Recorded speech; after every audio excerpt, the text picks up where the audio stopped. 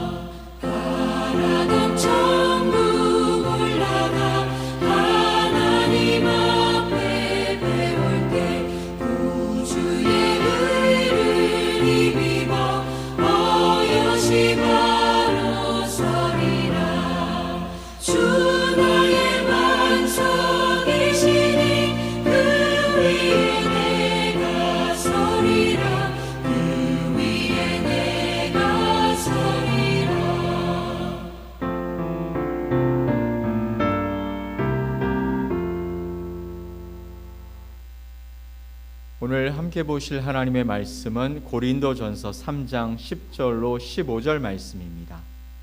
고린도전서 3장 10절에서 15절 말씀을 우리 한 목소리로 말씀을 보겠습니다.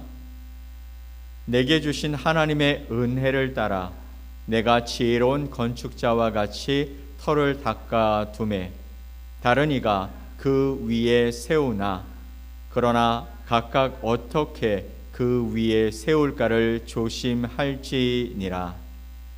이 닦아둔 것 외에 능히 다른 터를 닦아둘 자가 없으니 이 터는 곧 예수 그리스도라. 만일 누구든지 금이나 은이나 보석이나 나무나 풀이나 짚으로 이 터 위에 세우면 각 사람의 공적이 나타날 터인데 그 날이 공적을 밝히리니 이는 불로 나타내고 그 불이 각 사람의 공적이 어떠한 것을 시험할 것임이라.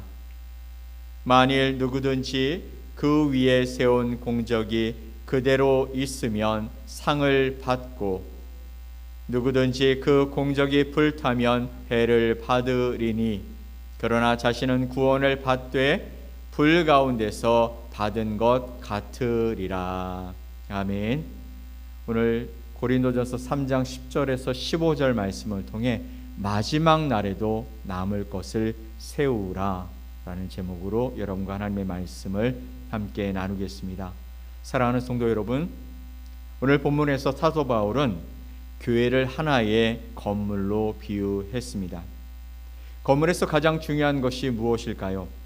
눈에 보이는 장식이나 또 크기, 그런 것이 중요하겠지만 가장 먼저 확인해야 할 것은 바로 기초입니다. 여러분, 기초가 부실하고 무너지면 그 위에 아무리 아름다운 집을 세울지라도 오래 갈 수 없기 때문이죠. 바울은 오늘 우리에게 그래서 두 가지를 묻고 있습니다. 하나는 우리는 무엇 위에 세우는가? 또 다른 하나는 우리는 그 위에 무엇을 세우고 있는가라는 것이죠. 기초가 무엇인지, 그리고 그 위에 우리가 세우는 것이 무엇인지에 관한 이야기를 우리에게 묻고 있습니다. 오늘 말씀의 핵심은 분명합니다. 성도는 예수 그리스도라는 유일한 터, 그 기초 위에 마지막 날에도 남을 믿음과 사랑과 충성된 삶을 세워야 한다라는 것입니다. 첫 번째, 교회를 세우는 모든 일은 하나님의 은혜에서 시작된다라는 것입니다. 바울은 10절에서 이렇게 말하고 있죠. 내게 주신 하나님의 은혜를 따라 내가 지혜로운 건축자와 같이 터를 닦아 두매. 바울은 자신을 지혜로운 건축자라고 이야기했습니다. 하지만 그 지혜와 그 사역을 자신의 능력이라고 설명하고 있지는 않습니다. 대신에 어떻게 얘기하고 있냐면 내게 주신 하나님의 은혜를 따라라고 설명하고 있죠. 내가 지혜로운 건축자같이 터를 닦아 두었다라고 말하고 있지만 그것이 자신의 능력, 자신의 지혜가 아닌 하나님의 은혜를 따라 된 것이다 라고 말씀하고 있는 것입니다. 바울은 고린도 교회에 복음을 전했죠. 그리고 그 교회에 터를 세운 사람입니다. 그러나 그는 내가 위대한 사도이기 때문에 이 일을 감당했다라고 말하지 않고 하나님께서 은혜를 주셨기 때문에 감당할 수 있었다라고 고백하고 있는 것입니다. 이것이 진짜 신앙의 출발점인 거예요. 구원도 은혜이고 또 믿음도 은혜이며 교회를 섬기며 살아갈 수 있는 모든 것이 하나님의 은혜다. 죄와 허물로 죽은 우리를 하나님께서 먼저 찾아오시지 않습니까? 우리의 믿음도 성령 하나님께서 우리의 마음을 열어주셔서 우리에게 주신 그 복음을 믿게 해 주신 것입니다. 그러므로 교회 안에서 우리가 어떤 직분을 맡았던 또 어떤 봉사를 맡았든지 우리가 자랑할 것이 없다라는 것이죠. 여러분, 목회하는 것 은혜입니다. 하나님을 찬양하는 것도 은혜입니다. 우리가 기도하고 하나님 앞에 앉아있고 하나님과 교제하는 것, 이것도 은혜입니다. 누군가를 돌보고 섬기는 것, 이것도 하나님의 은혜인 것이죠. 우리는 주인이 아니라 은혜로 부름받은 일꾼, 사역자이기 때문입니다. 이 사실을 우리가 잊어버리면 봉사가 자랑이 됩니다. 또 사역이 경쟁이 됩니다. 충성이 자기의가 되어 나타난다라는 것이죠. 그러나 모든 것이 하나님의 은혜임을 기억하는 사람이면 내가 한 것이 아무것도 없습니다. 하나님께서 나를 사용해 주셨습니다라고 고백하게 되는 것이죠. 그러므로 우리의 모든 수고는 하나님의 은혜에 의해서 시작되어진다라는 사실을 우리가 잊지 말기를 간절히 축원드립니다. 아멘. 두 번째, 교회의 유일한 터, 그 기초는 예수 그리스도라고 말씀하시죠. 바울은 11절에서 이렇게 선언합니다. 이 닦아둔 것 외에 능히 다른 터를 닦아둘 자가 없으니 이 터는, 이 기초는 곧 예수 그리스도라고 말씀하고 있습니다. 교회의 터는 바울도 아볼로도 아니었죠. 사람의 지혜나 열심도 아닌 것입니다. 오직 예수 그리스도만이 교회의 유일한 터 기초가 되신다라고 선언하고 있는 것이죠.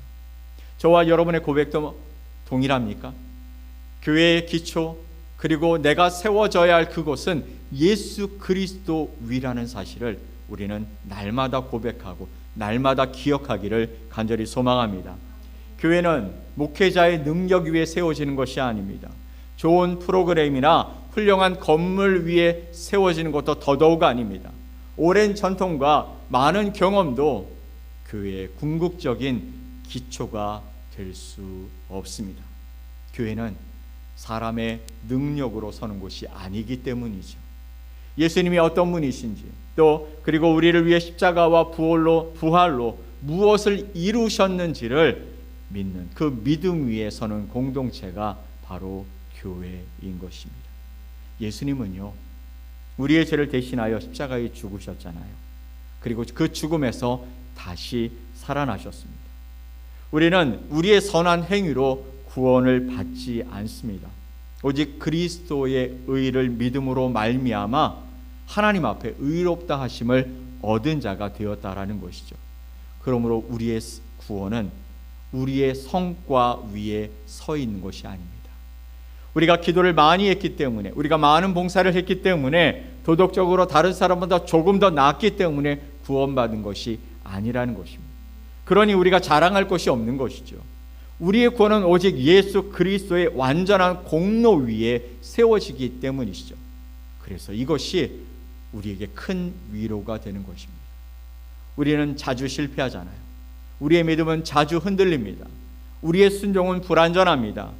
우리의 가장 선한 일에도 우리는 교만과 욕심이 섞여 있음을 알게 되는 것이죠. 그러나 우리의 구원을 붙드는 터는 흔들리지 않는다라는 것이죠.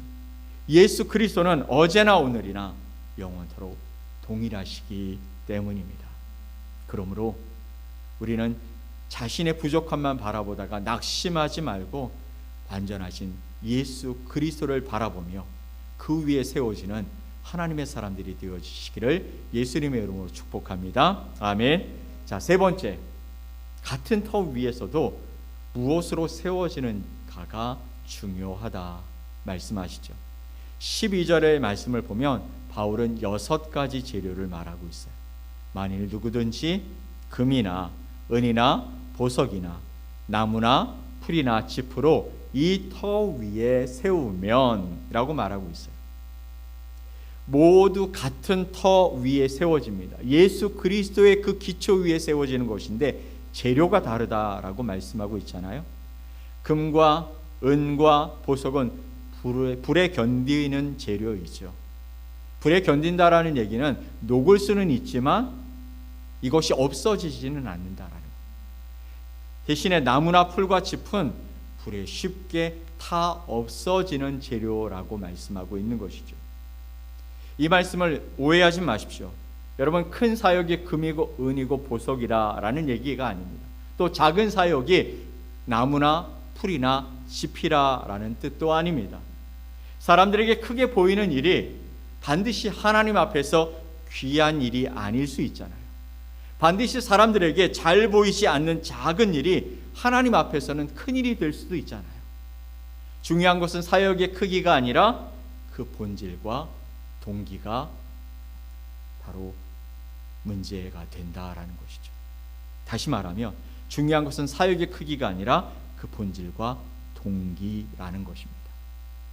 하나님의 말씀에 따라 한 일인지, 그리스도의 영광을 위해 한 일인지, 사랑으로 교회를 세운 것인지, 사람이 알아주지 않아도 충성한 일인지, 사람들의 칭찬을 얻기 위해 한 봉사라면 겉으로는 화려하게 보일지 몰라도 집과 같이 불에 없어져 버릴 것이 된다라는 것입니다. 사람들과 경쟁하며 자기 이름을 높이기 위해 한 사역이라면 많은 결과가 나타날지라도 나무와 풀처럼 곧 사라져 버릴 것이라는 것입니다.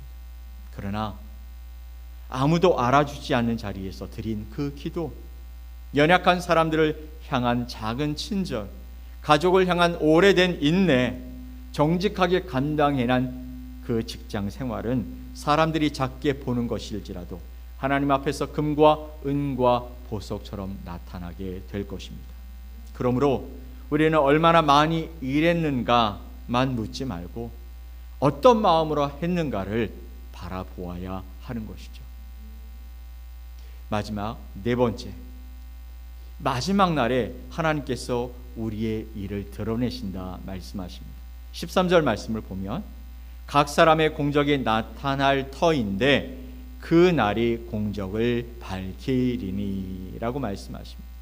각 사람의 공적이 나타날 때가 있는데 그날은 어느 날입니까? 예수 그리스도께서 다시 오시는 그 날이죠.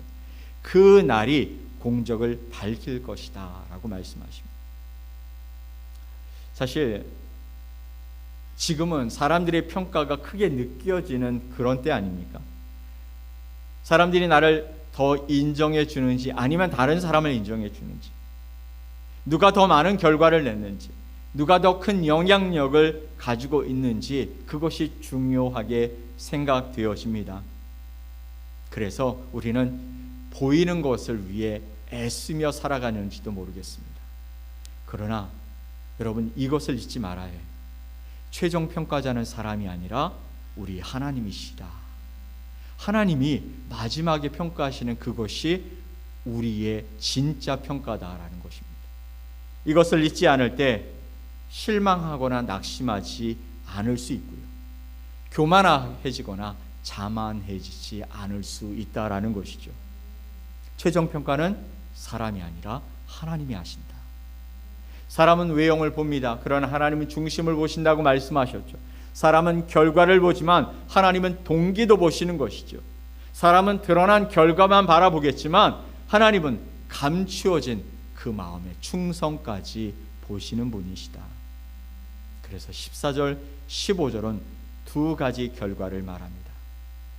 14절, 15절, 만일 누구든지 그 위에 세운 공적이 그대로 있으면 상을 받고 누구든지 그 공적이 불타면 해를 받으리니 그러나 자신은 구원을 받되 불 가운데서 받은 것 같으리라. 하나님 앞에 남은 공적은 상을 받는다라고 말합니다. 그러나 불타 없어지는 공적은 그 수고에 대한 상을 잃어버린다라고 말씀하고 있는 것이죠. 여기서 중요한 사실이 있습니다. 구원과 공적의 평가는 구분된다라는 것이죠. 15절 말씀을 보면 그러나 자신은 구원을 받되 불 가운데서 받은 것 같으리라. 구원 받는 것과 공적의 평가는 구분된다. 15절의 말씀, 자신은 구원을 받되 불 가운데서 받은 것 같으리라. 이 말씀은 그 사람이 구원을 잃는다라는 뜻이 아닙니다. 그의 구원은 예수 그리스도라는 그 터 위에, 기초 위에 있기 때문에 보존되는 것이죠. 그러나 그가 세운 일, 그가 한 모든 일이 하나님 앞에서 인정받지 못한다면 그 수고에 따른 상은 잃게 된다라는 것이죠. 우리는 선한 일을 많이 해서 구원받은 사람들이 아닙니다. 구원은 오직 예수 그리스도를 믿는 믿음으로 받는 것이죠. 그러나 구원받은 사람이 살아가는 선한 삶, 그 삶이 아무 의미가 없는 것이 아니죠. 하나님께서는 우리가 구원받은 이후에 어떤 마음으로, 어떤 방식으로 또 무엇을 세우며 살아가는지를 평가하신다라는 것이죠. 그러므로 성도는 구원을 얻기 위해 선한 일을 하는 것이 아니라 이미 받은 구원의 은혜에 감사함으로 하나님께서 기뻐하시고 마지막 날에도 남을 삶을 살아가게 되는 것입니다. 여러분, 구원받은 우리는 지금 구원받기 위해 애쓰는 삶이 아니라 마지막 날에도 남을, 하나님이 평가하시는 마지막 날에도 남을 그 삶을 위해 살아가는 것이죠. 우리의 시간, 우리의 물질, 우리의 은사, 우리의 관계와 섬김을 어떻게 사용하는지 하나님이 평가하시는 그 삶을 바라보면서 내가 받은 그 은혜에 감사함으로, 내가 하나님을 기뻐함으로 내 삶이 구원받은 자의 아름다운 삶이 되기를 위해 애쓰며 살아간다라는 것입니다. 이것이 책임이 있는 바로 구원받은 자의 삶이 되는 것이죠. 이 말씀은 우리에게 두려움과 위로를 함께 주고 있습니다. 헛된 것을 세우며 살아갈 수 있다라는 사실은 사실 우리를 두렵게 만드는 것이죠. 그러나 여러분, 사람들에게 잊혀진 그 충성과 또 섬김과 그리고 우리의 모든 일들, 그 일을 하나님이 기억하신다라는 사실은 우리에게 큰 위로가 되는 것이죠. 사랑하는 성도 여러분, 아무도 알아주지 않는다고 낙심하지 마십시오. 하나님께서 은밀한 가운데 보시며 우리를 기억해 주실 것입니다. 눈물로 감당한 섬김 기억하십니다. 가정과 일터에서 믿음을 지키기 위해 견딘 모든 수고를 기억해 주십니다.